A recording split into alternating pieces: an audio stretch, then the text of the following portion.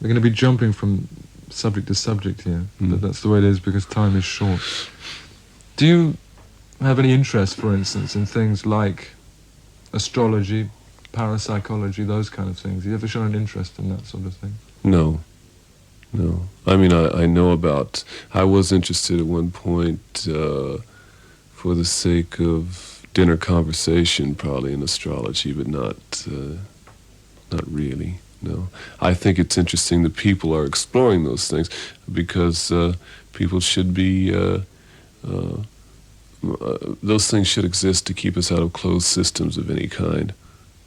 And so they're all very healthy. As long as they don't become a closed system in themselves. You know. Do you therefore not think that the phases of the moon, for instance, has any effect upon people's personalities, as lots of people would like to believe? I think the emphasis is perhaps on like to believe. Yes, well, I would agree with that emphasis. I haven't found that it's been so for me, but John believes that's true. My brother John, he thinks this has a big influence, but I don't know. Would you therefore describe yourself as being more of a realist? No, I think I have a broader view than that.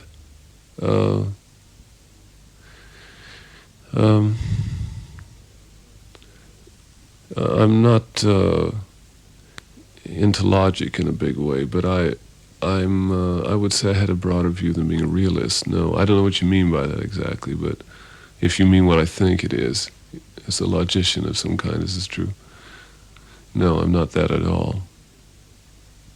Do you find that there's a big gap between the way that you react up in your head and the way that you react down in your heart? It's this old dichotomy that people like to talk about. You can intellectualize far too much, and by doing so you start to kill off the basic feelings that you had before you put them into thoughts, into words. Yeah, dualism, another dualism, yeah.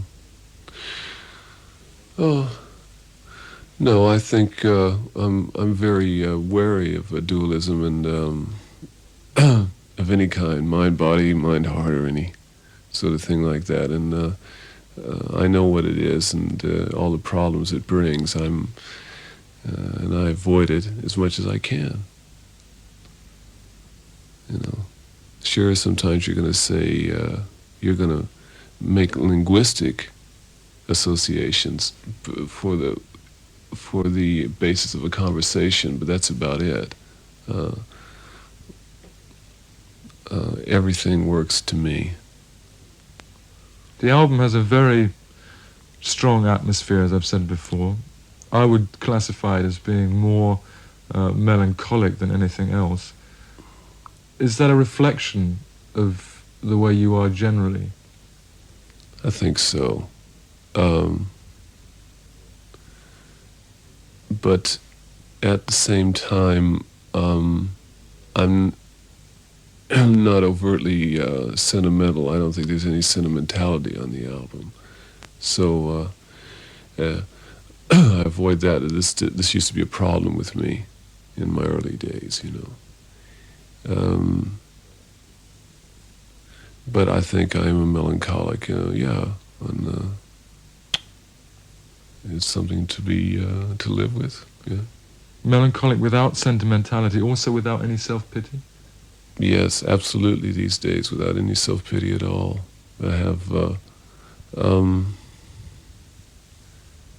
or even, it's hard to pity somebody else, so you got to get yourself together first, you know, to get low enough for that.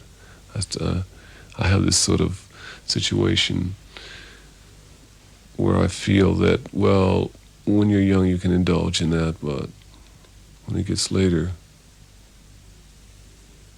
all these feelings have to go away.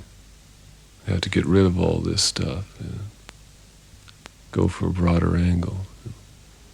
This is track 5. Walker's solo album, Climate of Hunter.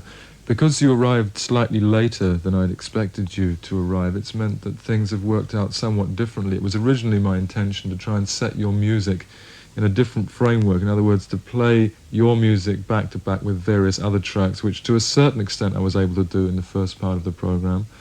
But I think it's been better that we spent the second part talking. On the other hand, it's meant that we've listened just to your music, and to a certain extent I've been responsible for the way you've been represented during this hour through the questions that I've asked. Do you feel that during the last hour, for instance, what we've talked about has been representation of the way you see yourself rather than necessarily being representation of the way I might see you through the questions that I've asked? Oh, I think it's been give and take. And as we see ourselves, it's a very complicated process that's going on all the time. So, sure, it's been clearer than most of the things that I've done. I'll say that. I mean, I'm not fishing for compliments. I know, It interests yeah. me because I think that the very fact that you've been doing various interviews over the last few days, whereas you've not been doing them for a long period of time, it's interesting going through that experience, I think, because at the time, I'm sure there are various things in your head that you think, that's what I should be talking about, that's probably what people should be asking me about. And often it happens that you can go through days of doing interviews and nobody asks you about those things that you perhaps expected people to ask you. And I'm not talking about what was it like being with the Walker Brothers, I'm talking about more general things than that. Yeah. Has that been your experience these last few days? Oh, yes, yes. And my biggest exercise is probably dodging the questions rather than trying to answer them, you know.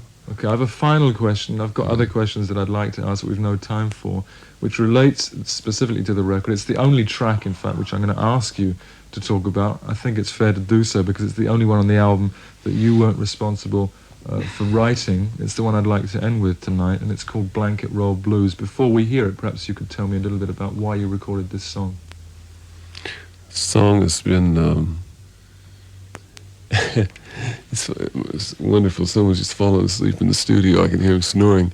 The song has been in the back of my mind for years and years, and it's it was just finding a time and a way to use it. And I thought, it's such a small song, and I've never been able to sort of put it anywhere, and it seemed like the perfect sort of period at the end of all of this. Really. And the lyric? Tennessee Williams lyric. It's the only song he ever wrote, and he'll be sadly missed, I think. It's a marvellous lyric. It's very, very short. One of the shortest lyrics I know that managed to say in so few words so much. It therefore seems, after so much talk, the right song to end on. Scott Walker, thank you very much. Thank you.